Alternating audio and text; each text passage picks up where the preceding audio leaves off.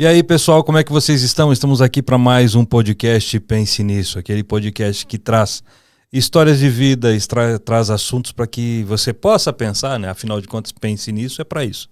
Para que você possa pensar, para que você possa aprender. Trazemos aqui assuntos para que você abra sua empresa, para que você trabalhe com empreendedorismo, histórias de superação, enfim. A ideia é mostrar para você que é possível. Eu sempre comento que um dia desses você pode estar aqui sentado com a gente conversando também. Então, para não deixar você esquecer, lembre-se do seguinte, lembre-se de lembrar de não esquecer do seguinte. Se inscreva no canal se você ainda não está inscrito, compartilhe o vídeo. Compartilhe com as pessoas que você conhece, que acredita que esse vídeo, esse podcast pode ajudar. Quando você faz isso, você está nos ajudando a crescer. Quando você faz isso, você está sendo generoso, e ser generoso é algo importante. Então, realmente ajuda a gente no sentido de divulgação. Nos ajude no sentido de fazer com que mais pessoas possam acessar o nosso conteúdo. Tá bom? É muito bom estar aqui e a gente sempre se diverte, né? Às vezes a gente toma um tererê, às vezes a gente toma um café. Esses tempos atrás estávamos num restaurante e hoje a gente está aqui, você pode estar vendo na sua câmera, né? Ou melhor, no seu vídeo, porque a câmera está aqui, não é que você não vê a câmera, você vê o que está atrás da câmera, né? Então você está vendo aqui que tem 2 taças, tem uma garrafa de vinho e a gente vai falar um pouco hoje sobre vinhos. Nós já falamos há um tempo atrás sobre isso e hoje nós vamos conversar com uma outra pessoa sobre essa questão de vinhos. E a pessoa que nós convidamos hoje, ele é importado, vamos assim dizer. Ele não faz parte, ele não nasceu no Brasil. Ele vem da Inglaterra e está aqui no Brasil há algum tempo. O nome dele é Paul, né, Sr. Paul? Como vai? Tudo bem. Tudo bem. Muito feliz, muito prazer. Vocês vão perceber o sotaque dele, é um pouquinho diferente. É um pouquinho diferente. Eu vou tentar de falar um pouco mais calmamente. Mas sotaque tem, com certeza. O Paul, ele é empresário na área de vinhos, ele trabalha com importação de vinhos, né, Paul, na Rootstock Vinhos, aqui em Curitiba. Isso Você está aqui em Curitiba há quanto tempo? Quase 10 anos. Quase 10 anos 9 e meia. Eu acho que eu cheguei em 2014. Então, quase 10 anos. Muito bom. Mas eu sou da Inglaterra, nasci lá. A minha família inteira ainda mora. Você veio para cá sozinho? Com minha esposa. A minha esposa é brasileira. Então, o motivo, né, da vinda para o Brasil. Estou aqui por causa dela, vamos dizer. Muito bom. A gente vai conversar e a gente vai tomar um vinho também, né? Vamos abrir um vinho? Daqui a pouco vamos começar já abrindo vinho? Mas antes de você abrir o vinho, deixa eu te falar uma coisa. Aqui tem uma lembrancinha nossa do Pense Nisso. Um chocolate. Vinho com chocolate fica bom, não? Não necessariamente. Depende do chocolate. Depende do chocolate ou depende do vinho? Os dois. Depende do momento. E a pessoa também, é muito pessoal. Mas, em geral, essa degustação vinho e chocolate... Não casa. Não. Em geral, não. Chocolate é muito gorduroso, muito doce e muito forte, né? Um sabor forte. Já vamos começar aprendendo sobre vinho aqui no começo já. Talvez esse vinho aqui não seria tão ruim, porque ele é leve, fresco, mas não é uma combinação perfeita, não. Então, mas tem 2 coisas boas, né? Então, chocolate e vinho. Então, tem chocolate e vinho. Coisa tá bom.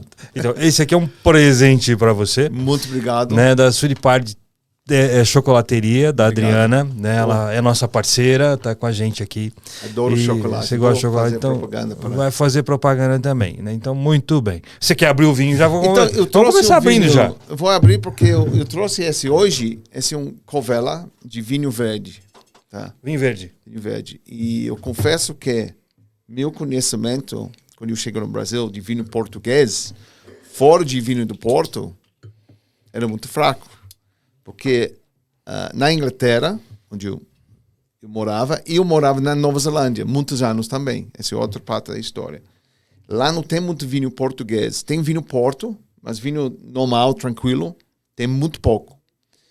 Daí eu cheguei no Brasil... Vinho normal, tranquilo, Porto não é tranquilo?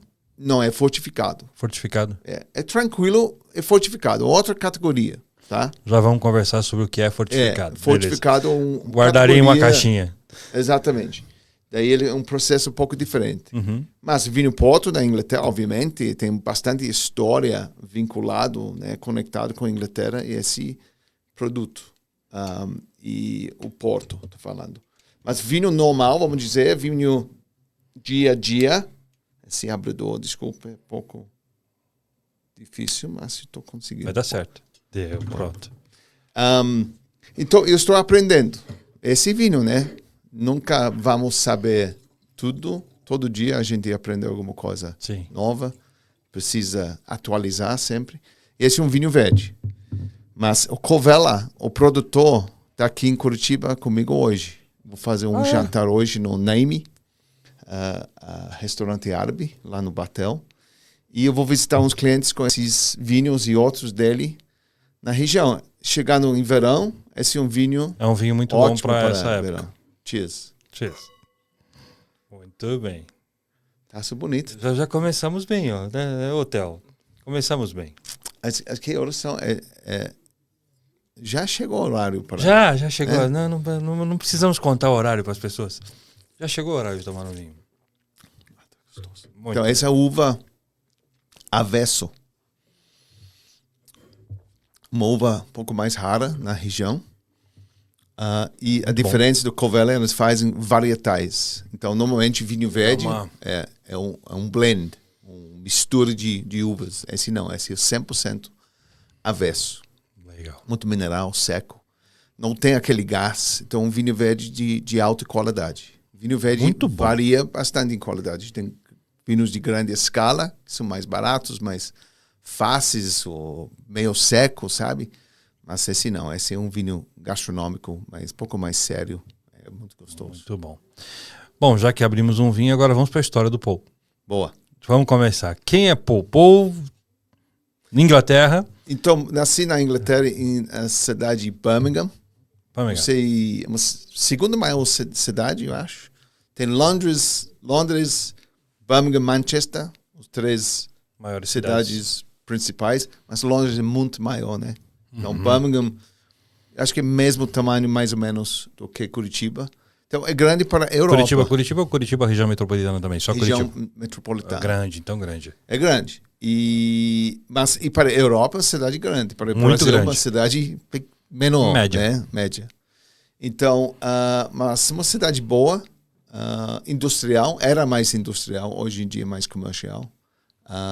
Mas eu sempre queria viajar. Desde jovem, eu sempre sabia que tinha mais coisas fora da Inglaterra. Então, tinha coisas além do coral. Com certeza. Eu sonhava sobre isso. Então, meu sonho sempre era viajar. Eu não sabia onde e para fazer o quê, mas eu sabia. Eu lia bastante sobre aventura, coisas assim, sabe? Filmes assim, gostava. Então, assim que eu tinha idade e como ganhar dinheiro, né? Meu próprio dinheiro, eu comecei a viajar. Então, eu fiz a viagem longa durante, 10 anos, os 20, 10, 12 anos, viajando, trabalhando para viajar. E eu comecei a trabalhar com vinho assim, porque eu sempre voltava para a Inglaterra, uma ilha chamada Jersey, onde eu morava, que a gente ganhava melhor naquela ilha, no verão. Lá eu comecei a trabalhar com vinho. Mas você não começou vinho direto, você fazia outra coisa antes? Sim, tipo garçom, barman. Sempre trabalhei em restaurante. Sempre restaurante. Sempre gastronomia. Sempre. Eu gostava. Eu era mais tímido, sabe? Eu sou, às vezes, tímido ainda, mas... Você é tímido, pô. Eu poderia ser menos hoje em dia, mas quando eu era jovem, era mais tímido. Então, o restaurante me forçou a falar com pessoas. Então, me ajudou bastante em como... Te desenvolveu. Exatamente, com certeza. Então, por isso eu gostava bastante. E eu comecei a trabalhar com vinho, que eu não tinha experiência. A gente tomava de vez em quando. A minha família não tinha muita cultura de vinho em casa. De vez em quando, a minha mãe me mandava para a loja para comprar um vinho alemão barato para aniversário de alguém. E meu bairro é mais trabalhador, sabe? Então não tinha muita loja de vinho, ninguém tinha adega, nem tinha. Então a nossa cultura familiar e na parte da cidade. E era cerveja, né? Era cerveja. Então, eu comecei de ter contato com vinho em restaurantes, servindo, falando sobre ele.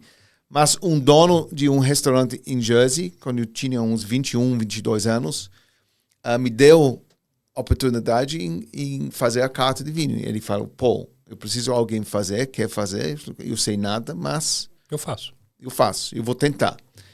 Daí era só vinho francês. Naquela ilha, ninguém dava bola para Itália, para Alemanha. Isso é um pecado. Esquece Nova Zelândia, Chile, esquece. Não tinha.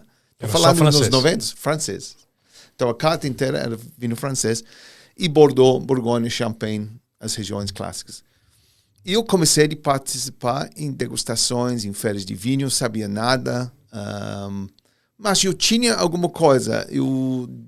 Desde o começo, um paladar comercial, eu chamo ele. Eu sei o que meu cliente vai gostar. Então, uma certa qualidade, eu entendia o estilo de vinho. Tá? Não, esse cliente vai gostar daquele vinho. Tá? Uma boa percepção. Sim, naquela época não era técnica, eu não tinha curso, nada formal, era só trabalhando, mas eu tinha bom feedback dos meus clientes, dos vinhos que eu selecionei. E aí, em cima desse feedback, teu feeling foi melhorando e você foi melhorando a tua qualidade de trabalho. Era mais instinto, sabe, no começo. Era mais feeling mesmo. Nada técnico, não tinha curso, assim. Estava sempre viajando. Então, eu trabalhava 6 meses, eu fui para a Índia 6 meses, fui para a Tailândia, fui para Cuba, fui para vários lugares do mundo. Só, tipo, mochileiro. Então, minha carreira não tinha uma continuação muito forte, mas eu tinha um produto, uma coisa que eu tinha interesse, vamos dizer. E é interessante que te aparece uma oportunidade, sem você saber nada a respeito, você pega essa oportunidade e dela você faz a sua vida. Sim, eu não lembro. Se alguém me dá uma oportunidade, normalmente eu faço. A minha esposa briga comigo porque eu tenho dificuldade de falar não. Eu gosto de fazer coisas. E às vezes você chega, porque eu falei. Porque eu aceitei. Sim, mas você faz, você aprende, você passa um ponte na vida, sabe? Então é importante fazer. Às vezes é uma questão de tempo. Eu sou empresário, eu tenho falta de tempo, eu sou pobre em tempo. Então eu preciso falar não, cada vez mais. E umas coisas. E tem aprendido a falar não? Estou melhorando, Tá melhorando. Mas eu gosto de explorar coisas novas. A Juliana deve ficar doida contigo. Então, totalmente. Mas é uma combinação perfeita, porque ela é muito mais conservadora. Eu sou mais, sabe? Não, aberto, assim. Vamos. Mas a gente encontra no meio, né? Então, faz o equilíbrio da coisa. Isso. Então, mas ela precisa me convencer, preciso convencer ela. Daí uma conversa boa. Então, eu mudei para Nova Zelândia em 2000. E foi lá para visitar, para viajar. Eu estava indo para a Austrália para morar 1 ano. Eu tinha visto para trabalhar. E eu nunca fui para a Austrália para trabalhar. Eu fiquei na Nova Zelândia. Acabou ficando por lá. 13 anos. 13 anos. Eu fiquei eu fui para a Ilha Sul e eu fiquei encantado, completamente. Para mim, eu cheguei em casa. As montanhas, o estilo de vida, a natureza, uma região vinícola, tinha vinho lá em volta da cidade, vinho lindo, Pinot Noir. Então, tinha a oportunidade de aprender mais, ter contato com a produção. Né? Porque sommelier, como eu, que morava na cidade, a gente tinha pouco contato realmente com a Você é sommelier, não é enólogo? Eu era sommelier. Não enólogo, não. Nunca. Eu não sou enólogo. Eu não tenho essa qualificação. O enólogo faz o vinho. Ele faz isso, a produção. até para trazer aqui, às vezes as pessoas têm uma dúvida, desculpe te interromper. Tem o enólogo e o vinho. Uma diferenciação rápida sobre os dois. Sim. O sommelier. Enólogo produz. Ele, aqui no Brasil, ou Chile, depende do país, mas normalmente tem um degree, como se diz isso? Uma qualificação científica. Tá? Daí, normalmente, faz mais 1 ano. Acadêmica. Acadêmica, mais 1 ano de enologia. Uhum. Não é todo país que tem esse curso. Depois disso, é trabalho. eles têm que viajar, normalmente faz umas safras, né, em vários lugares para aprender a técnica da produção. Esse é um enólogo. Um sommelier é um garçom focado na programa de vinho. Com alta qualificação no que diz respeito a vinhos. Sim, foco em vinho. O sommelier tem vários, vamos dizer, papéis, depende do cargo. Os sommeliers, os melhores, vamos dizer, os mais poderosos, mais famosos, normalmente tem várias casas, grupo de hotel, grupo de restaurante. Mas um sommelier tradicional, vamos dizer, como eu tinha uma carta, programa de vinho dentro de um restaurante. Daí você foca na venda, vendas. A grande parte é vendas, né? Então faz recomendações e para seus clientes faz a seleção de vinho e abre o vinho certinho para o cliente. A carta é você quem monta as combinações, Sim. as harmonizações, é o sommelier quem faz dentro Exatamente. Do restaurante. Mas não é todo restaurante que precisa ou pode ter um sommelier, né? Tem que ter um certo nível de qualidade, né? Ou um certo tamanho Sim. para justificar. Porque o custo é alto e você não vai servir um vinho de R$5 com o sommelier. Sim, o sommelier quer comprar, tem que vender, tem que comprar. Então precisa uma liberdade, né? Sim. Para fazer uma adega bonita. Carta de vinho custa caro. É um investimento grande para um restaurante, que poucos fazem. A maioria compra pontualmente. Mas para ter uma adega com vinhos guardados, como Portini, nosso amigo Fábio, tem um investimento grande. É um grande investimento. Não são muitos restaurantes em Curitiba que têm essa condição, né? Não, tem poucos. Tem poucos. Muito poucos que têm adega realmente. Mas hoje em dia tem muito mais restaurantes vendendo vinho. Sim. Mas tem poucos ainda que tem uma adega completa.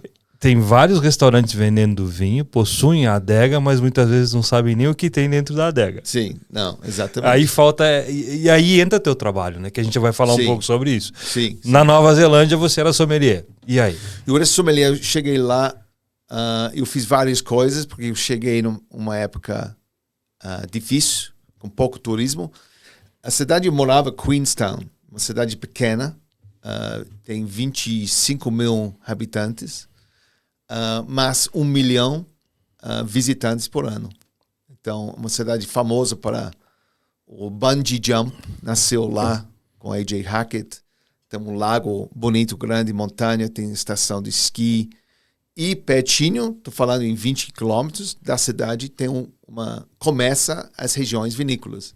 Essas são regiões bonitas, Central Otago. Agora são vinhos famosos. Quando eu cheguei, estava começando. Estava começando. Então, o que eu vi na Nova Zelândia foi não só eu tinha contato com a planta, com o vinhedo, com a produção, mas eu vi uma região tipo nascendo, praticamente, brotando e tendo sucesso internacionalmente, sabe? Porque os vinhos agora são famosos pelo mundo inteiro, para Pinot Noir, especificamente. Principalmente. Né? Essa foi uma experiência única que foi ótimo. Quando você está fazendo, você não entende exatamente. Assim que você sair... Quando você está passando pelo processo, você não percebe. Uau! Né? Eu nunca vou repetir isso. Nunca vou. Outra oportunidade, né? O Brasil está fazendo agora um momento parecido. Muito parecido com a Nova Zelândia, né? Nova Zelândia, em termos de... não Nova Zelândia, mas da Central Otago, a região. Quando eu comecei, estava começando. Brasil, na produção de vinho, eu sei que o Brasil tem muitas décadas de produção de vinho, mas em termos de qualidade, fama, volume, para ser mais sério, internacional, sabe? Tem muito mais trabalho para Hoje a gente tem regiões como o Rio Grande do Sul, Santa Catarina, produzindo vinhos muito bons. Excelentes. Santa Catarina principalmente, né? Eu gosto muito. Eu gosto muito de Santa Catarina. Eu gosto bastante dos vinhos da Santa Catarina, da Serra Catarinense, né? Serra Catarina. São Joaquim. Eu acho que é uma região especial. Lá é difícil cultivar. E normalmente quando você tem essa dificuldade, vinho tem mais chances de ser bom. Quanto mais difícil de cultivar, melhor é. Então, pensa em Champagne, em Borgonha, essas regiões são mais difíceis de cultivar uva. A Nova Zelândia também tem desafios, não é fácil. Então, quando a planta está lutando, normalmente o resultado é bem mais complexo e interessante. E é interessante porque tem aquela história, né? Parece que quanto mais dificuldade de ter água a planta, melhor o vinho fica. Sim, então o solo tem que ter boa drenagem, tem que ser seco, precisa água, mas na medida, não né? pode ficar no solo mesmo, tem que ser drenado para as raízes desçam lá sul, para achar mais minerais, mais rochas, a planta é mais saudável assim. Se tiver muita água, a planta pode dar bastante fruta, mas não dá fruta de qualidade. Então, vinho precisa fruta de alta qualidade para fazer um vinho de alta qualidade. Por isso que em Santa Catarina os vinhos são bons, né? Porque ali são é difícil. Bons. Os solos, eu lembro muito, a gente passa tempo, eu visitei várias vezes, a gente trabalha com um produtor lá chamado Vivaldi.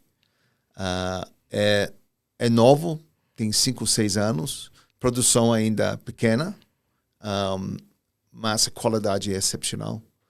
E eles estão fazendo o melhor vinho possível, que eles, sabe, eu vi o trabalho deles, eu sei, eles estão fazendo o melhor possível para produzir o vinho da região, que mostra a tipicidade da região.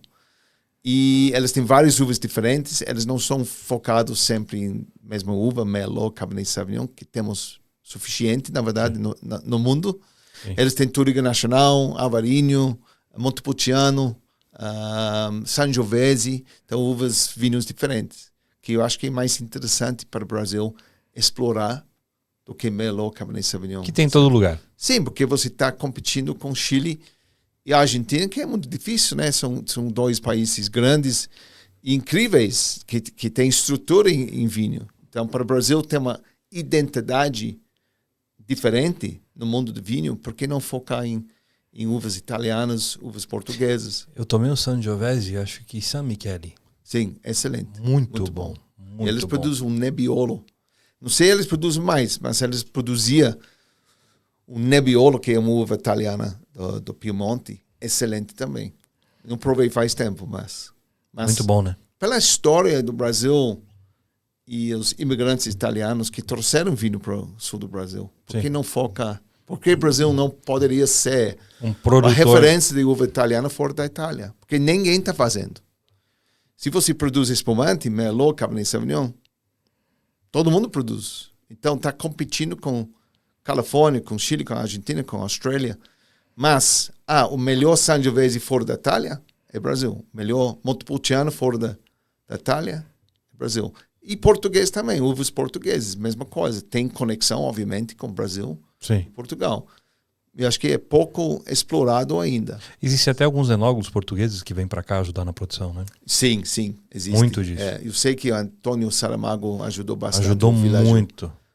Világio Grande. Világio Grande foi uma que ele ajudou demais. É importante essa troca de ideias. Enólogo brasileiro tem que viajar para conhecer. A gente trabalha com Dom Guerino e o enólogo passa 5 anos em Mendoza. Então, para aprender como fazer vinhos tintos, encorpados, ricos, que a Argentina tem os melhores do mundo, né? Então, essa visão fora do sua região é importante, essencial. E uma das coisas que você está buscando no Brasil com a Rootstock, e até é engraçado, porque se você tiver a oportunidade de segui-lo, seguir a Rootstock Vinhos, você vai perceber no Instagram deles, isso é um negócio bem interessante. Ele faz umas brincadeiras com o vinho. Você vai numa feirinha comer um pastel e abre uma garrafa de vinho. Exatamente. Você vai num boteco pegar um bolinho e abre um vinho. Porque o que acontece? As pessoas às vezes acreditam que o vinho é algo muito complicado. Sim. Na verdade não é. E a ideia que você tem de trazer para cá Sim. Bom, não dizer que vai popularizar, eu não diria, mas dar mais acesso ao vinho. Sim, exatamente. Como é que é esse negócio? Essas brincadeiras que você faz e tal? Então, estamos sempre procurando coisas novas, inovadoras para fazer nosso canal. Por dia a dia, né? Dia a dia, porque primeiramente, o consumo de vinho no Brasil é quase nada. ainda. É muito pouco. Então o mercado de vinho é muito pouco. Ou seja, para você é um mar azul aqui, né? Sim. Tem muita coisa para alcançar. Muita coisa. E pensa, 200 milhões de pessoas, se todo mundo toma mais 1 litro por pessoa por ano, é muito vinho. Todo mundo vai ganhar.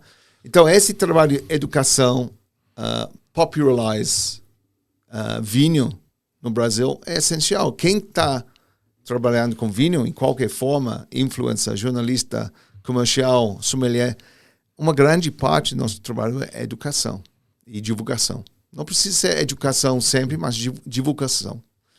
Pessoas querem aprender e precisam aprender. Quando você começa a tomar vinho, tem que aprender uma coisinha para aproveitar, porque tem muitas opções. Você entra no supermercado, tem 100 Cabernet Sauvignon para escolher. Vários. Como? Diversos. Como você vai escolher? Ok, preço, ok, país, ok, região, variedade. Ano de produção. Mas ainda, você cortar, ainda tem bastante opções. E o vinho não é uma coisa é menos de marca do que destilados. Pessoas normalmente não ficam com uma marca sempre com vinho. Destilado, sim. Normalmente pessoas tomam seu bourbon, o seu rum, ou o seu vodka a vida inteira. Ele escolhe uma marca e vai. É difícil mudar, mas vinho não. Pessoas querem variar, né? Então, as opções são demais. Então, o público precisa informação sobre isso.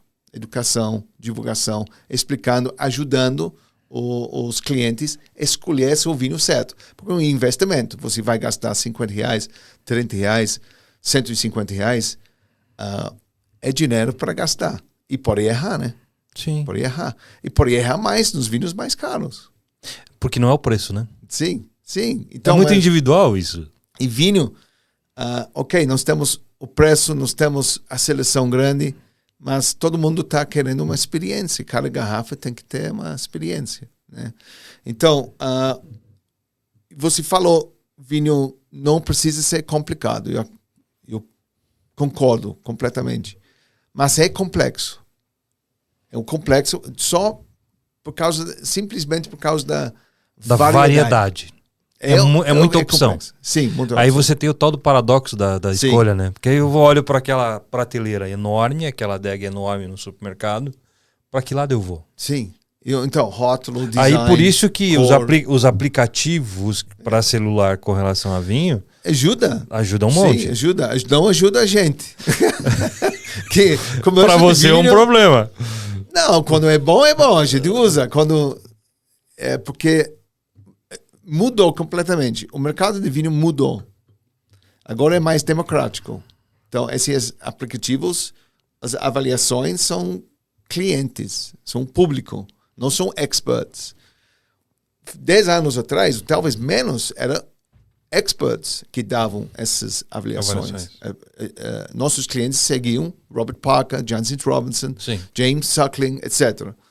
Hoje em dia ainda existe essa parte. Mas é muito mais comum agora abrir o seu aplicativo. Um Vivino da vida é o consumidor que está colocando a impressão dele. Exatamente.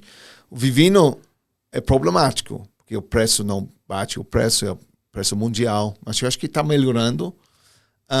E vi vinhos com avaliações altas, mas um vinho normal. De médio para baixo. Então, a gente precisa de experts ainda. Porque o vinho é um produto complexo. Sabe?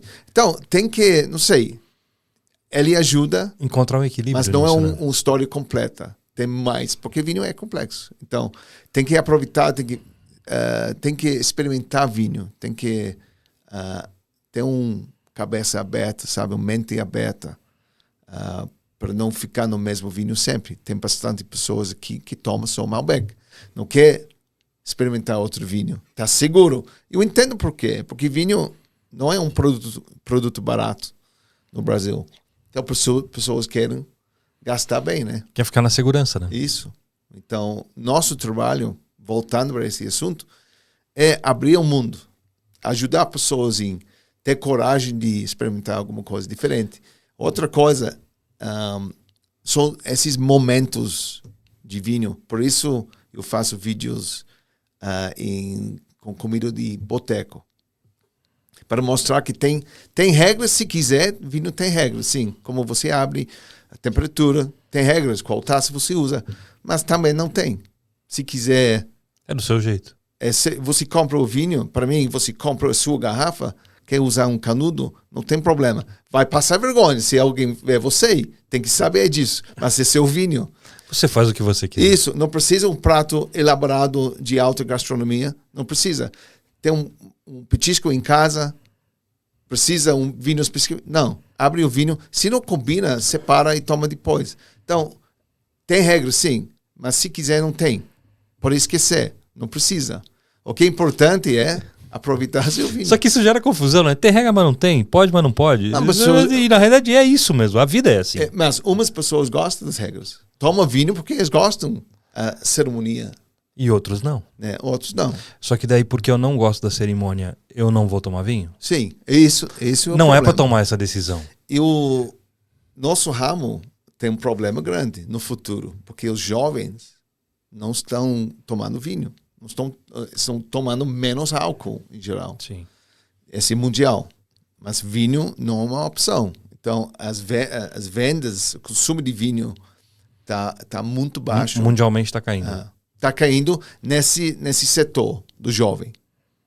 Só que... Até, vamos dizer, até 25 anos. Que é nosso cliente do futuro. Futuro. Daqui a, eles 10, vão adoptar... daqui a 10, 15 anos serão eles que estariam comprando. Sim, mas você comparar os números de 20 anos atrás, o consumo entre esse setor era muito maior. Então, baixou bastante. Então, não é necessariamente que eles vão começar a tomar vinho. Então, nosso setor tem um grande problema, um desafio, como nós vamos atrair pessoas novas no mundo de vinho. Então, o vídeo do Boteco faz parte disso também. Para você tentar trazer essa associação. Exatamente.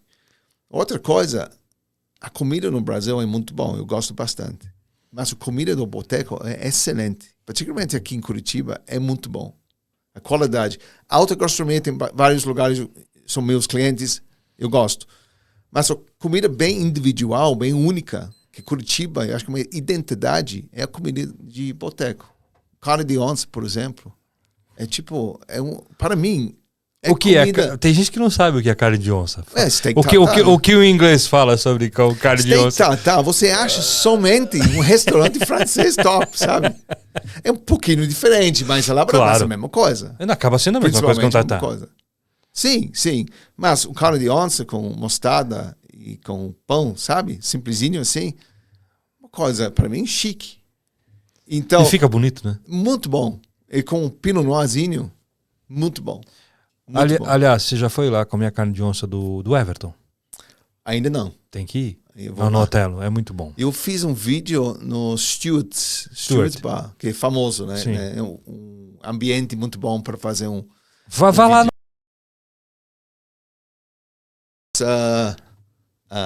Torresmo, com um vinho assim, mas um Riesling. Aí tem que ser um pouquinho mais... Eu fiz feijoada, eu fiz feijoada, mas eu trouxe o vinho errado. Não combinou. Mas eu falei no vídeo, não lançamos ainda, mas eu falei, não, esse não deu certo. Eu tenho que falar, né? Não pode ser positivo. Sempre. Se não funciona... Se não acerta sempre, isso tem que ser verdadeiro. Exatamente. A tua ideia é trazer verdade, né? Exatamente. Mas o melhor...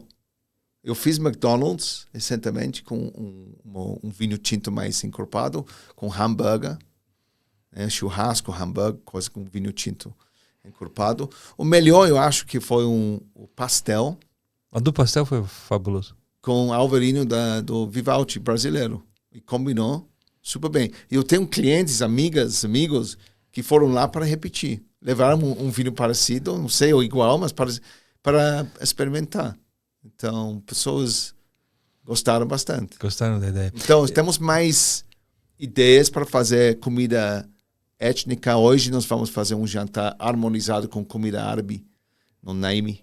Temos um jantar harmonizado hoje. Então, mais ideias assim, comida indiana, comida tailandesa, que não tem uma tradição de ter vinho junto com elas. Então, a gente precisa experimentar para saber, né? E essa opção de vinho é muito interessante, né? Porque como tem muitas coisas, por exemplo, o camarada olha vinho verde. O que é o vinho verde? Sim, vinho verde é uma região. Né? É por causa da região, não tem nada a ver com o vinho ser verde. Não, olha, muitas pessoas... Tem muita gente que confunde isso. Na Inglaterra é igual, porque muitos ingleses viajam para Portugal, para o Algarve, lá nas praias no sul, e tomam vinho verde na praia. Daí eles nem pensam. O inglês, minha família, toma vinho, mas não entende nada, não quer saber. Então eles voltam e eles acham que eu vinho muito jovem, então por isso é vinho verde, mas não é. É a passagem, né, da região é muito verde.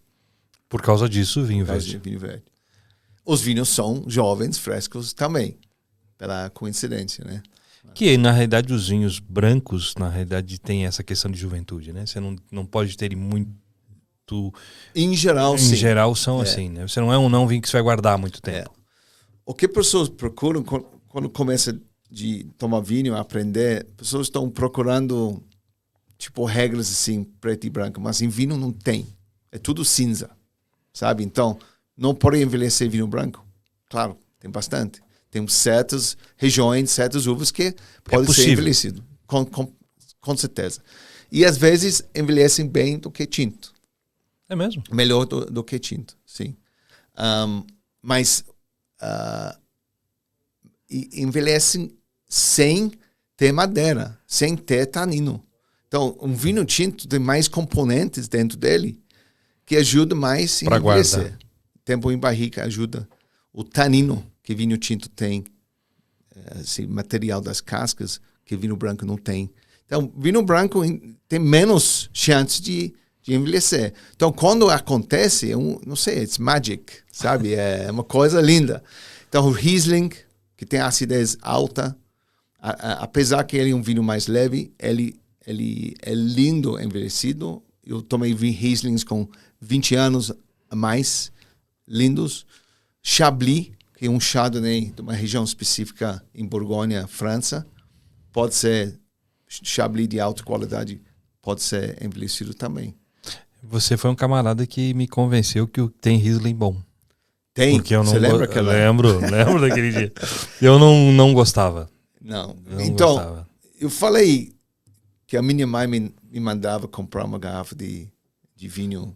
Barato para fazer. Barato. Era Riesling. Era Riesling. Era aquele Piers Porter, Liefrau Milch, Black Tower, aquele Riesling alemão. Que na verdade não era Riesling. Era uma mistura. Montefiore, outras uvas. Mas usava o nome Riesling. Então, estragou completamente. Até hoje em dia, viu? Você pensa assim. É difícil de voltar quando você estraga uma marca assim. Estou falando de uma marca de um país, um vinho de um país. Um vinho alemão, Riesling, é vinho doce, vinho barato, vinho ruim. Mas a grande maioria dos vinhos alemães, do Riesling, são de alta qualidade, pouca produção. E são vinhos bem respeitados. Pois é, você conseguiu me convencer aquele dia, não na fala. Esse foi o francês, né? O Alsace. Enquanto você falou, eu não acreditava. Depois que eu experimentei, eu falei, olha...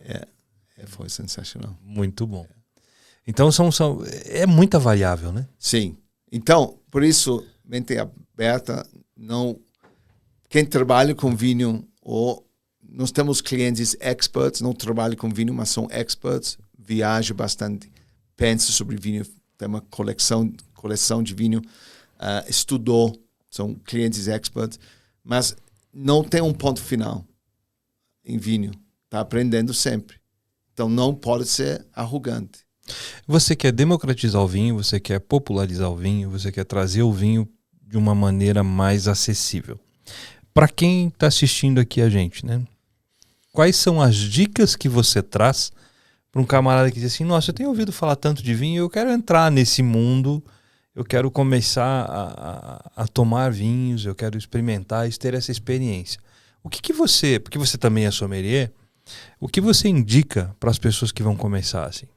Eu acho que a primeira coisa que você falou tem que variar. Você tem que experimentar vários vinhos sempre. Não fica, eu gostei dessa uva e vou tomar ele sempre. Porque você vai aprender menos. Tá? Então, começa com variedades. Para descobrir quais variedades você gosta mais. Começa num tinto, começa num branco, começa aonde? Sim. Ou em tudo? Não, quando quiser, depende. Para mim, verão, branco, rosé e espumante. Eu não tenho vontade, agora, esquentou um pouquinho em Curitiba, mas quem sabe amanhã provavelmente vai ser frio. Mas hoje eu quero tomar um branco. Quando está mais frio, pessoalmente, eu tenho mais vontade de tinto. Então, depende do dia, depende do momento. Para mim, não tem diferença em qualidade entre branco e tinto. Não tem um lugar para começar, vamos dizer. Começa com Pinot Noir. Não, começa com um vinho. Um vinho de qualidade. Então, hoje eu quero uma coisa mais refrescante, toma um rosé ou branco. Outro dia você quer alguma coisa um pouco mais rico, toma um tinto.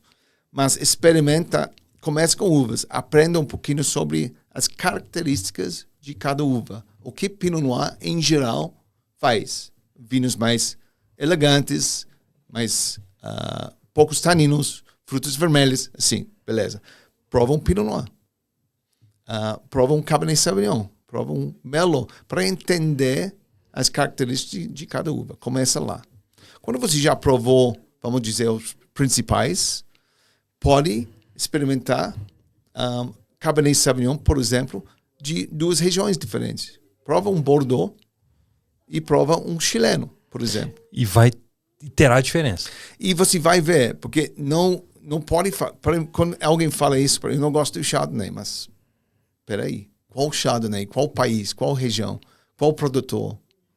Não dá pra ser estanque, tipo, né? Eu não gosto do rock, mas qual rock? Qual banda? Música é boa música. Pode ser reggae, pode ser rock, pode ser sertanejo. Boa música, né? Vinho é assim também. Então, tem que manter a mente aberta, experimentar várias coisas. E Chardonnay do Chile é diferente do que Chardonnay do San Joaquim, por causa das condições naturais. Então, produz um tipo de Chardonnay diferente. Então, esse é um pouco mais profundo, né? Se você tem interesse em saber mais, um curso, tem vários cursos disponíveis. Não precisa ser um curso sommelier, não vai trabalhar como sommelier, não precisa. Mas um curso, um nível mais baixo para começar, ajuda bastante no paladar. A técnica mais difícil, que demora um pouco mais para pegar, é degustar o vinho, para entender o que é bom, entender o que é um defeito, entender o que é um vinho equilibrado, sabe? Então, esse é um vinho de qualidade. Ele merece o preço que ele tem. Essa é uma técnica um pouco mais detalhada. Mais avançado. Avançado, que precisa um professor, uma experiência, uma guiada, vamos dizer. Mas esse é um nível um pouco mais avançado. Principalmente, você toma, você gosta, não. Isso. Só precisa saber disso. Mas se quiser avançar um pouco mais, um curso com um professor profissional, acho que ajuda bastante.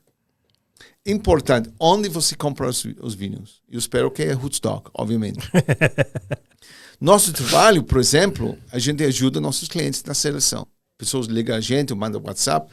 Você vende como só distribuição ou vende público final também? Público final também. A gente faz distribuição para as lojas, para restaurante, principalmente restaurante, cafés, padarias, várias. Temos mais que 100 clientes aqui em Curitiba, só de restaurante. Londrina, Maringá, estamos abrindo agora em Santa Catarina também. Mas a gente vende para a pessoa física também. Então, nossos clientes têm um jantar, por exemplo, eu quero mandar um presente. Então, a gente ajuda o cliente. A gente começa a aprender o paladar, o gosto de cada cliente. Então, eu falo frequentemente para um cliente, não. Ele fala, que tal esse vinho para mim? Não, esse não. Esse não vai gostar. Você vai gostar esse. Na realidade, o que eu percebo aqui no que você está me falando, a Rootstock hoje num volume muito maior, é a mesma coisa que você aprendeu a fazer intuitivamente lá atrás. Mesma coisa. Quando montou a carta de vinho, a primeira carta de vinho.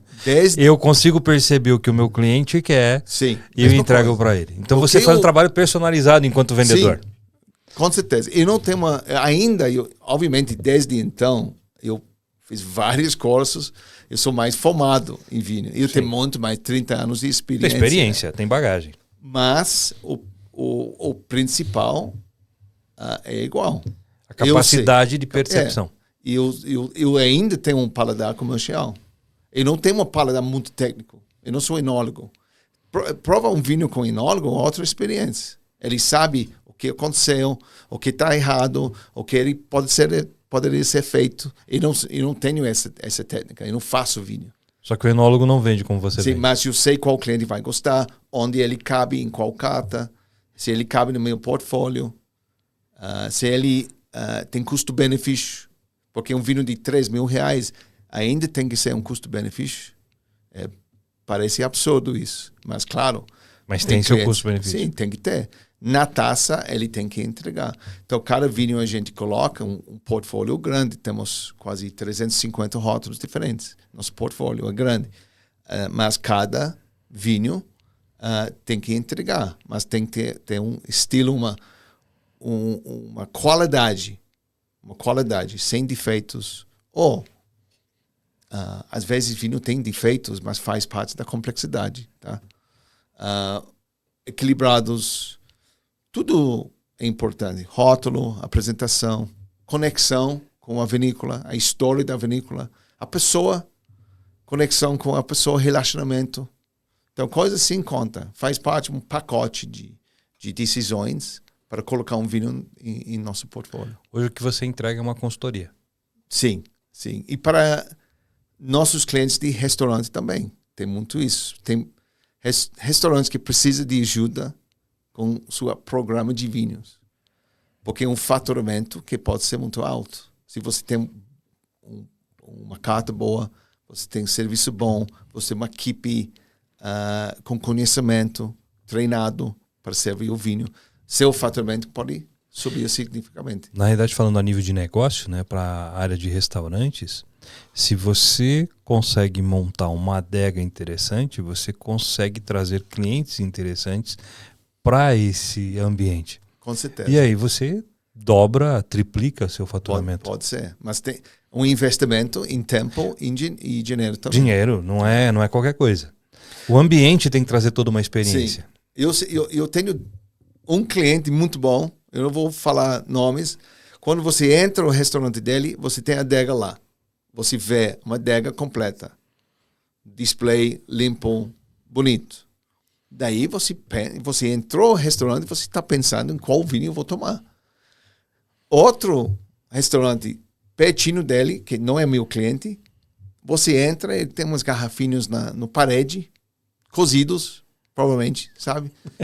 E vinhos que você acha no supermercado. E você, não, eu não vou tomar vinho, eu vou tomar cerveja aqui. Então eles não têm interesse, não estão sérios sobre não vinho. Não trata como um negócio, porque vinho é um negócio. Sim, então eles deixam os clientes levar vinho, é negócio deles, mas eu sei que outro, que é um cliente nosso, que tem uma adega, que investiu, o faturamento dele, obviamente, vai ser mais alto. Né? Porque ele tem uma venda de vinho que outro não tem. Mas eu sei, dificuldade. Pessoas não acreditam que vinho venda. É difícil. É difícil, sim. Até porque, né, se você for olhar essa questão vinho, né? O camarada olha assim, não, isso aí não vende. Porque você olha o Brasil, as pessoas estão mais acostumadas pela sensação emocional de que vinho eu tomo no inverno. Sim. E não no verão. E não tem nada a ver com isso. Nada a ver com isso. Só no Brasil isso. Só que existe isso. O resto do mundo não tem isso, né? Uma coisa muito interessante, fundamental, porque até pessoas que não conhecem vinho. Não conhecem vinho, toma. Tem esse pensamento. Quentão. Toma quentão, que é o vinho. Então, inverno, friozinho, compra aquele galão de vinho tinto, doce, coloca no fogão para esquentar e está tomando vinho. Então, é uma tradição muito antiga, muito colonial, né, parece, né? Muito. E assim, aqui em Curitiba, muito. Muito. E parece uma coisa, vinho colonial, uma grande parte do negócio de vinho no Brasil. É ainda 80% das vendas, né? Vinho colonial. Aqui talvez em Curitiba baixou. Tem muito, né? Quer dizer, Curitiba não, região metropolitana, né? Colombo, São José dos Pinhais. Sim, sim. Tem muito disso. Então tem muita cultura. Então pensa assim, uma grande parte de vendas de vinho no Brasil, o consumo de vinho é vinho colonial. não é vitis vinifera, não é um vinho de qualidade, são vinhos bons, gostosos, mas não é vinho de qualidade, vamos dizer, de alta qualidade. Não é um vinho tipo esse, o vinho que você tem no supermercado, nas adegas de supermercado. Uvas europeias, vitis vinifera, outra espécie de planta. Então, são vinhos gostosos, mas tem sabor da uva. Não vai ter a complexidade dos vinhos que você acha de Merlot, Cabernet Sauvignon, vinho verde, por exemplo, que tem muito mais complexidade, vinhos mais finos. Então, tira esses vinhos coloniais, o consumo de vinho de qualidade no Brasil é muito pequeno. É muito pequeno. Então, o mercado ainda que precisa muito trabalho. Então, quem trabalha com vinho, educação tem que ser uma grande parte do seu trabalho, dia a dia. Não é só divulgar, né? Você precisa ensinar. É ensinar, guiar. Entre dois mundos, né? Eu falo isso para a minha equipe. A gente precisa reagir ao mercado, o que o cliente quer. Tem Rosé Provence, está na moda, vamos ter. Eu gosto do Rosé Provence de vez em quando, mas vamos ter no portfólio, porque é comercial. Tem Rosé melhor pelo preço? Tem. Então, o outro lado é educar. Gostou desse Rosé? Nós temos um aqui do Brasil que eu acho que é melhor qualidade e o preço mais agradável. Quer experimentar? Então, estou reagindo ao mercado e, outro lado, estou guiando, educando também. Então, estamos sempre entre esses dois mundos. Porque a gente vive uma época da gourmetização das coisas, né? Isso é gourmet, o café é isso. Aí tem o café especial, tem o hambúrguer especial, e é tudo especial. Sim. Né? Vinho sempre era especial. O vinho sempre foi especial. Estamos tentando outra direção, né? Alcançar as pessoas, porque sempre um... foi. Porque você tem o vinho que é colonial e você tem o vinho que é especial. Né? Sempre teve, desde quando o mundo é mundo. E Jesus, inclusive, na festa de Caná, lá onde teve um casamento, ele conseguiu transformar água em vinho, e até onde a gente sabe foi o melhor vinho produzido até hoje. Sim. Né? E foi o primeiro milagre dele. Foi o primeiro milagre dele. Então, o primeiro milagre dele foi transformar água em vinho, e um vinho espetacular, que o sommelier da festa disse: o que é isso? Né? Então, o vinho é algo que está na vida das pessoas há muito tempo. Né? E ele não, na realidade, as pessoas confundem o vinho, e isso acho que é interessante a gente conversar. O vinho confunde-se como bebida alcoólica, ou seja, mas na realidade o vinho ele acaba sendo um alimento, porque ele é vivo.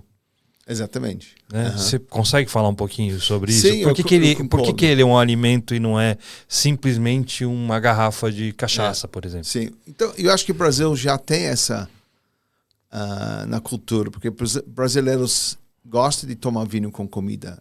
Não é assim em todo o país. Nova Zelândia, por exemplo, que não tem uma cultura antiga de vinho, porque são ingleses, né? Então, pessoas que foram lá foram fazendeiros da Irlanda, Escócia, Inglaterra, e não trouxeram vinho com elas. Foi outras pessoas mais tarde que trouxeram vinho. E foi até os 70s, 80s, eles começaram a produzir. Então, vinho para os kiwis, as pessoas da Nova Zelândia, a gente chama elas kiwis, começaram a beber vinho recentemente também. E gostam de tomar álcool, eles gostam de cerveja, whisky, gostam de tomar. O consumo de álcool, em geral, é alto. E vinho, simplesmente, eles adicionaram vinho nesse mix de bebidas alcoólicas que eles gostam de tomar. Então, no Brasil, já tem uma cultura embutida no Brasil de vinho. Pessoas sabem que vinho é uma coisa da Itália, uma coisa da Europa, uma coisa colonial, uma coisa de agricultura. E mais aconchegante. Sim. Mais família. E gosta com jantar, com comida, com salame, com queijo. Até o vinho simples, sempre servido com queijo e salame no Brasil. Sempre vem junto. Então, não é assim necessariamente na Inglaterra, na Nova Zelândia. É mais um drink. Você vai para o pub, alguém vai tomar uma cerveja, outra pessoa vinho. Não tem cerimônia, sabe assim. Mas Brasil tem. A gente precisa aproveitar isso mais, sabe? Trazer essa cultura um pouco mais para cima. Porque vinho, para mim, é sempre melhor com comida. É o melhor momento. Por isso a gente atende restaurantes. Eu abri Hootstock para atender restaurantes. Eu gosto muito de trabalhar com gastronomia. Sou confortável de trabalhar com sommelier e chefe da cozinha, com dono de restaurante. Eu sei a sua vida foi isso, a linguagem delas. Eu gosto de apresentar meus vinhos com comida. Então, jantar harmonizado. A gente gosta de... É a melhor situação para mostrar nossos vinhos. Então, Brasil já tem isso. A gente precisa só aumentar ele. Vinho é uma coisa muito antiga.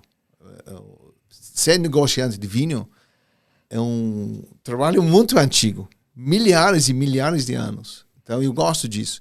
Outra coisa, 2 coisas sobre vinho que eu gosto nesse mundo moderno. É impossível digitalizar. Palavra difícil de falar para mim. Vinho. Vinho é um produto natural. O processo de vinho e fermentação é muito simples. É mais simples do que destilado e cerveja. O resultado é muito mais complexo. Muito complexo. Muito complexo. A variedade, a variação, os estilos diferentes. O mundo inteiro que você tem as opções de vinho. Mas o processo de fermentação de uva é muito fácil. E acontece naturalmente. Vinho foi descoberta, não foi criada, né? Porque acontece naturalmente. Um cacho de uva já tem levaduras. Então, nas condições certas, ele vai fermentar. Ele vai fazer vinho sozinho. E ele fermentando, sai o vinho. Alguém experimentou o resultado. Experimentou uma uva e falou, uau! Que é isso? Que uva! E começou assim, né? Então, vinho é um processo natural e não mudou. Adicionamos umas complexidades, temos produtos que ajudam a tecnologia, temperatura, controle de temperatura. Claro que... Vai colocar numa barrica de carvalho, vai colocar em alguma coisa de inox. Sim, isso. Controle de temperatura é essencial. E levaduras comerciais também. Ajuda bastante o enólogo a controlar a fermentação para manter a qualidade consistente, etc. Mas o vinho é igual. Nada mudou, realmente, do substance, o essencial do vinho. A essência é a mesma. Então, isso eu gosto bastante. Outra coisa que eu gosto sobre vinho, até agora, não virou político. Tudo no mundo moderno virou político. Domina as conversas, as notícias. E virou meio tribal, né? Sim. Mas vinho até agora, esse não aconteceu. Então não temos esse vinho verde para a esquerda e Cabernet Sauvignon para a direita. Não existe isso. Não deve acontecer isso. Não deve acontecer. Então eu vou tentar uma força máxima para não acontecer. Então uma coisa livre, uma coisa mais aberta. Tem vinho para todo mundo, qualquer momento. Então esse é o que estamos tentando de divulgar e manter. E uma coisa legal do vinho é que a gente acaba conhecendo pessoas, se conectando com pessoas, Sim, né? Com certeza. Na verdade a mesa faz isso, né? Sim. A mesa. Isso, quando você senta para comer com alguém, para jantar, para almoçar, e aí o vinho é um agregado a isso. Exatamente. Ajuda a conversa, até um ponto, ajuda a conversa a fluir. Ajuda a conversa a fluir, verdade. Até um ponto. Até um ponto. Dá mais risadas, abrir. Então, e tá falando, esse aconteceu durante muito tempo. Sim. E tanto que quando a gente se conheceu com relação a vinho. Mesma coisa, sim. A gente se conheceu com relação ao vinho. A gente sabe qual vinho. A gente sabe qual o vinho, a gente sabe quando foi. A primeira vez que eu conversei com vocês, estava lá com o Fábio, estava apresentando o vinho e tal, com a Juliana. Né? Aí ela falando de uma linha, uma forma sobre vinho, você falando sobre outra. Sim, né? Você disse que ela é mais técnica que você, né? Ela fala mais claro que eu também. Ela é uma baita professora. Ela é professora, na verdade. Professora, né? De vinho. Então ela ajuda a gente. Ela ajuda a gente com a administração, que ela é mais detalhada. Eu não sou uma pessoa detalhada. Eu gosto de fazer. Sim. Eu não quero pensar muito, eu quero só fazer.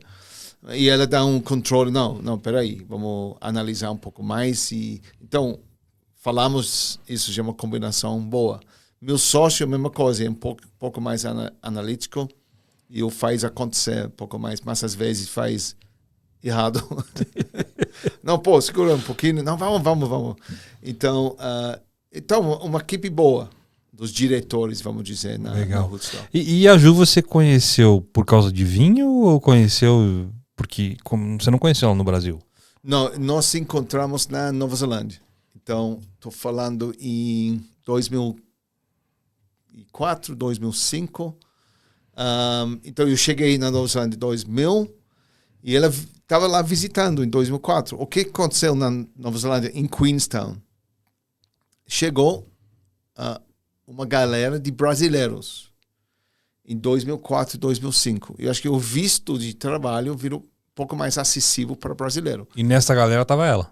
Ela estava na primeira onda. Foi tipo 30 pessoas brasileiras. Eu lembro porque eles tinham uma festa, um pub, cheio de brasileiros. E ela estava junto. Então nós trabalhamos junto, conhecia ela assim. Mas em 2 anos, chegou mais 2.500 brasileiros numa cidade de 25 mil pessoas. 10% da cidade chegou brasileira. O cara da cidade mudou completamente. Mudou. Virou mais bonito. Os barbecues melhoraram bastante. As festas. Brasileiro faz festa bonita. Brasileiro é uma cultura linda. Então, eu comecei a conhecer a cultura brasileira com ela mas ela sempre queria voltar para o Brasil. Ela foi lá para visitar, mas ficou comigo 10 anos. E foi uma briga todo ano com ela e os pais para voltar para o Brasil. E ela cada vez mais sofreu. Eu sei, ela tinha saudade dos pais. E eu sabia que eventualmente eu preciso desistir, vamos para o Brasil. Então, eu era, no final do meu tempo na Nova Zelândia, eu era gerente de uma vinícola chamada Northburn Station. Foi vendido, foi comprado pelo Moët Hennessy, Louis Vuitton. Foi um vinhedo bonito, vinícola bonita, e eles compraram. Então, meu contrato acabou. Eles estão produzindo de novo agora, mas teve um gap de 5 anos sem produção. Então, não tinha mais trabalho para mim. E eu falei para o Ju, vamos para o Brasil agora. Se você quiser ir... Aí, esse é o momento. Eu tinha 40 e poucos anos. Foi uma decisão difícil. Eu falei com todos os meus... A gente tinha uma vida boa lá. Imagina. Uma cidade segura. A gente ganhava bem. Tudo certinho. Tudo lindo. Certo. É um sonho, sabe? Nossa vida lá. Então eu falei para minha família, meus amigos, meus contatos, eu vou mudar para o Brasil. Imagina, ninguém falou. Não, boa decisão. Ninguém falou. Todo mundo falou, tá fazendo besteira. Tá louco? Não, para. O que tá fazendo? Tá louco? Aqui tá tudo certo? Fica aqui. Não vai para o Brasil. Então ninguém falou, não, beleza. Boa. Só a Ju. Só a Ju, mas ela tinha dúvida também. Por que eu fiz? Porque eu sabia, primeiramente, Ju queria voltar. E eu tinha uma certa confiança em mim, que eu sei como adaptar. Eu sei como fazer. Você já tinha viajado o mundo inteiro. Sim. Né? Então, se alguém pode fazer, eu posso fazer. Eu posso adaptar. Mas vamos para 2 anos. E às vezes você toma decisão. É a decisão certa ou não? Depende na sua reação, né? Você tem que fazer acontecer. Então, chegamos aqui, largamos tudo na Nova Zelândia. Tudo. E chegamos aqui sem chave, sem fone, não tinha chave, carro, nada. Cartão de crédito internacional. Começamos de zero aqui. Mas com esperança, com vontade de ter uma vida nova. E depois de 2 anos, sofri bastante. Em 2 anos não gostei, queria sair, queria voltar. Dificuldade com o idioma, com a cultura, tudo diferente. Trabalho sem trabalho. E eu falei, se a gente ficar, temos que fazer um próprio negócio. E a gente sabe vinho, vamos fazer vinho. Ela já conhecia vinho quando você conheceu? Sim, ela trabalhava numa loja bem grande, bem bonita lá, era gerente. Mas quando ela foi para lá, ela conhecia de vinho? Ela foi conhecia pro mundo do vinho por tua causa. Na casa dela tinha mais cultura de vinho do que minha família, sabe? Então elas tomavam vinho. Ela conhecia, assim. Mas ela começou a aprender junto comigo e era baita profissional na loja dela, compradora de vinho, uma responsabilidade grande. Ela era o maior comprador do Penfolds na Nova Zelândia, naquela região. Ela viajava com elas e tudo mais. Então, era um baita profissional. Um papel um pouco diferente que eu, era mais administração e educação. Era professora excelente. Eu sou comercial. Sou uma pessoa mais focada. Aí você entende do porquê nasceu a Rustock. Sim. Não, isso. Porque você tem praticamente na sua mão, entre vocês, a estrutura necessária para ter uma empresa como a sua. Exatamente. E nosso sócio Marco, que trabalha junto também, ele tem um papel mais financeiro. Então, ele tem gestão. E as coisas diferentes sobre o Brasil que eu não conhecia. Ainda estou aprendendo muito sobre o Brasil, os impostos, a logística complicada, aqui um país um pouco mais complicado, comparado com Nova Zelândia ou outro mundo, outro planeta. Então, foi um ajuste muito grande para a gente. Quando chegamos em Curitiba, eu lembro o pai da Ju falando, vocês têm que acordar, porque vocês estão dormindo. A gente esquecia as coisas, deixava o carro aberto, porque lá é muito seguro. Ele falou, para sobreviver muda o você comportamento. Tem que acordar, porque não vai sobreviver. Vocês vão sofrer. Então, eu pensei, é verdade. A gente precisa ter um outro comportamento, mais organizado, mais aberto, olhos abertos. E às vezes as pessoas chegam e falam assim, né? Eu trabalho muito com desenvolvimento humano, com transição de carreira e tudo mais. Você teve que, com mais de 40 anos, mudar de país. Mas mudar de país para você não era uma coisa muito difícil. Mas você veio para morar de um jeito diferente, não sem trabalho. Sem trabalho. Casado. Com idioma, com dificuldade, e aí resolveu empreender no Brasil. Que o próprio brasileiro tem dificuldade de empreender. Era estúpido o que eu fiz. Eu falei, eu acho que era um crise, midlife crisis. E umas pessoas compram um Porsche, compram Harley Davidson, compram jaqueta de couro. E você foi... Eu mudei para o Brasil. Mudou para o Brasil. Não que seja um problema, mas é muito mais complexo de você desenvolver alguma coisa assim. E eu sempre tinha dúvida. Eu estava no Entenda, processo ele não está falando mal do Brasil, viu? Não, eu estou aqui 10 anos. E está gostando. Eu defendo o Brasil, adoro. Só que você teve que aprender tudo. Sim, então, quando você faz uma decisão na vida, você tem que fazer acontecer. É decisão errada, depende do futuro, depende em você. O que você faz hoje vai te trazer o resultado amanhã. Sim. E hoje você é o que é por causa do que você fez lá atrás. Sim, então eu chorei, eu não gostei, eu queria voltar, eu quase desisti. Juliana sofreu porque eu era horrível, sempre reclamando. Mas eu sei o processo. Quando você muda o país, tem um processo. Tem um momento que você começa a rejeitar a cultura. Você começa esse não funciona certo, aqui é nada certo, tudo ruim, sabe? Então, é um processo. Eu já tinha passado na Nova Zelândia, então eu reconhecia.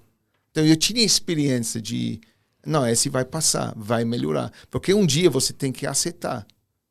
Você não vai mudar o Brasil, você tem que mudar. E eu não tenho problema em mudar. Eu não sou uma pessoa concreta assim. Eu gosto de adaptar, gosto de mudar, sempre mais aberto assim. Então, para mim, eu sabia. Por isso eu mudei. Porque eu tinha confiança em minha capacidade de adaptar. Foi a decisão certa? Quem sabe? Se a gente ia ficar na Nova Zelândia, nossa vida seria outra. Seria outra direção. Só que se você ficar parado pensando como seria lá, você não consegue fazer aqui. Não. Eu não sou uma pessoa de passado. Isso é importante, você que está nos assistindo, pensar assim. Não fique olhando para aquilo que você deixou de fazer. Ou, se eu tivesse feito isso, se eu tivesse ficado, se eu tivesse feito diferente. Não ajuda. Não ajuda em nada. Não. Vai em frente daquilo que você tomou como decisão. Sim. E de novo, né? Tudo para você começou com uma oportunidade assim, eu quero que você monte uma carta de vinho. Exatamente. Eu falei, ok. E hoje você vende quantas garrafas de vinho por ano? Por ano, nem sei. Mas é um volume gigante. Não gigante, mas ticket média alta. Nós temos não grande volume, vamos dizer, mas uma ticket média alta. Então a gente consegue fazer uma ticket média alta para uma distribuidora e importadora, sim. Mas você não imaginava que depois de construir uma carta de vinho para um restaurante você estaria fazendo isso? Uma importadora no Brasil, sim. Você não sabia de um negócio desse. Então eu estou muito feliz que eu mudei para o Brasil. Muito feliz. Foi uma decisão certa. Eu acredito nisso. Porque chegamos quase em 10 anos e nós temos uma vida boa. Nós temos problemas, nós temos dificuldades, nós temos desafios. Mas essa é coisa boa. Essa eu gosto. A gente acorda todo dia com desafio, com proposta. Então, por isso eu gosto do Brasil. O Brasil é complicado, mas eu acho que faz você melhor. Nossa vida lá na Nova Zelândia era fácil. Mas um pouco fácil demais, um pouco afastado do resto do mundo também. Então, é difícil explicar, mas eu já passei nas duas experiências. 13 anos na Nova Zelândia, 10 anos no Brasil. Aquela parte da minha vida era certa para a Nova Zelândia. Agora... é certa para o Brasil. Então, você vive o momento. Sim. No futuro, eu não tenho vontade de mudar o país de novo. Eu não tenho mais vontade. Estou com 51 anos e não tenho coragem. Mas quem sabe? Mas por enquanto não. Acho que tá bom do jeito que tá, né? Aqui é o Brasil, Curitiba, lindo. Adoro aqui. Eu adoro brasileiro, a cultura da brasileira. Adoro.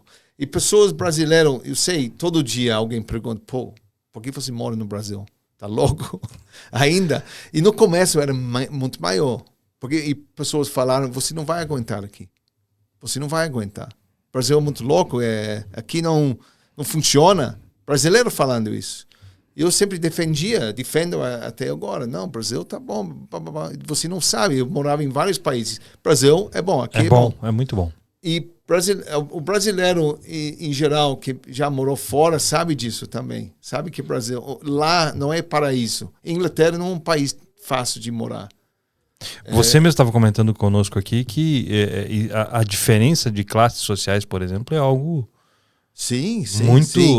Lá mora só os trabalhadores naquele bairro. É quase que separado por casta, assim. Não, Vinho é um bom exemplo disso. Quando eu falei para minha mãe, anos e anos atrás, 25 anos, eu estou trabalhando com vinho, eu sou sommelier. Ela falou, o que você sabe sobre vinho?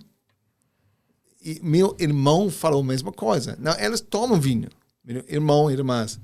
Mas trabalhar, ser um profissional de vinho, não é para gente. Nós não podemos fazer isso. Vinho não é para gente. Somos futebol, somos indústria, somos, sabe, trabalhadores. Tem que ser mãos sujas. Essa é a nossa cultura. E é uma visão errada. Errado, completa. Eu nunca... Por isso eu saí da Inglaterra. Eu não sabia na época.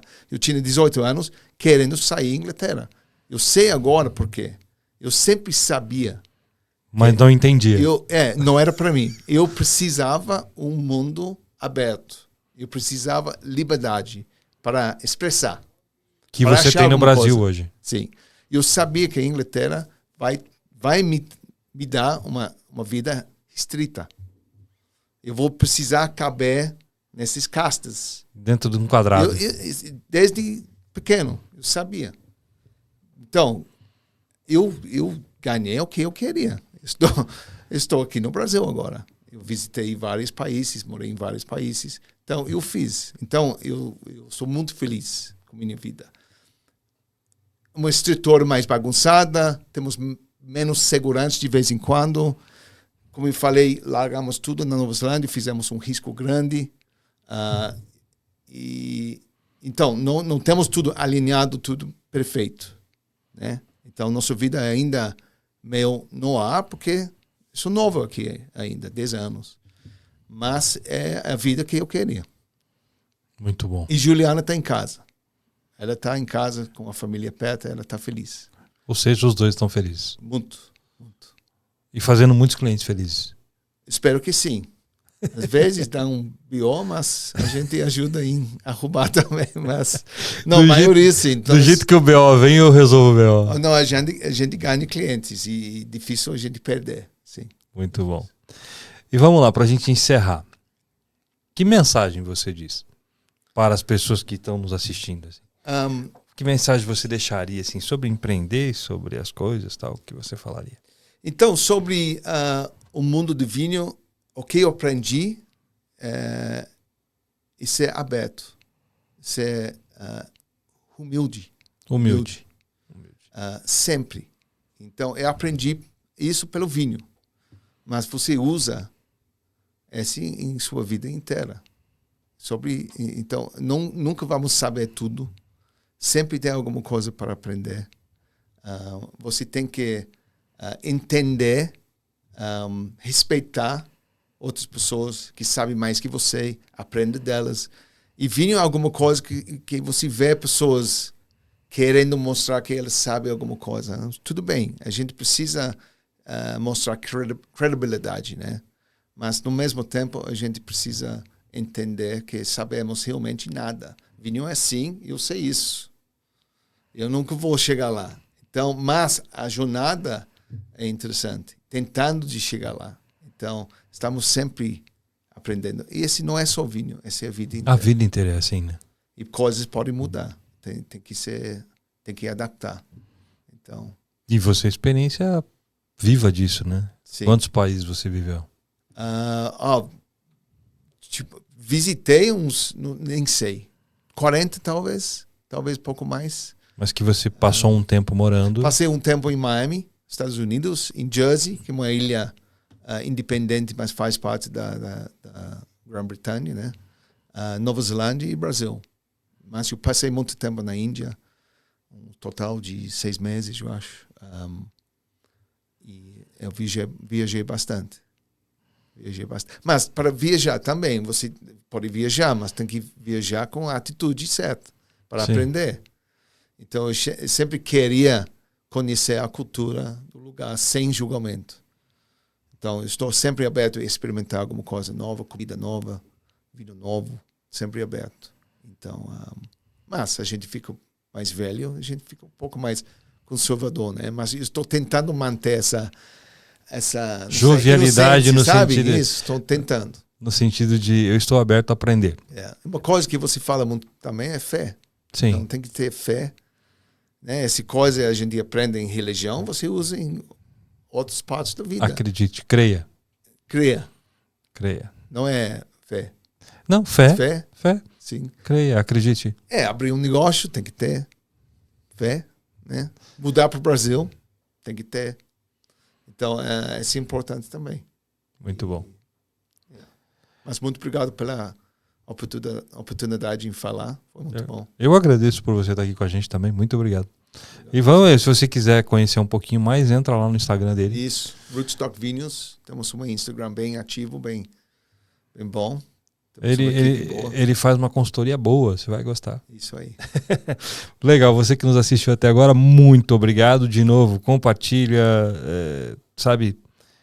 apresenta para as pessoas esse canal. A ideia é que você possa ajudar as pessoas através do Pense Nisso. E até o próximo vídeo. Um grande abraço para vocês.